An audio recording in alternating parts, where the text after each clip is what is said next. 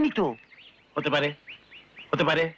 আজকাল ও তার সব মাল বেচে বশির মিয়ার কাছে, আর এসপি সাহেবের সঙ্গে বশির মিয়া খুব খাতির।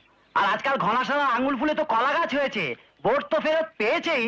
আর কদিনের মধ্যেই বসন্ত মাঝির মেয়ে। কদম হ্যাঁ। ম্যারেজ করবি যতীন? বিয়ে? না হুজুর, আমি ওই সব ঝঞ্ঝট ঝামেলাই নেই। কদমকে পেলেও বিয়ে করবি না? কাকে? কদমকে? হ্যাঁ, কদমকে। বাবা, বুঝেছি।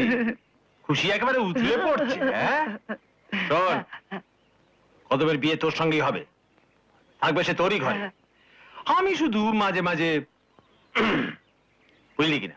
আহা, হুজুর, ভগবান আপনার কি দিয়ে যে তৈরি করেছেন! বাদর করতে গিয়ে শিব করে ফেলেছেন। বন্দুক রাখলেন তাও আমারই কাঁধে। তা রাখুন, এটো খাবার অভ্যেস তো আমার আছেই। যা, বসন্ত মাঝিকে ডেকে আন।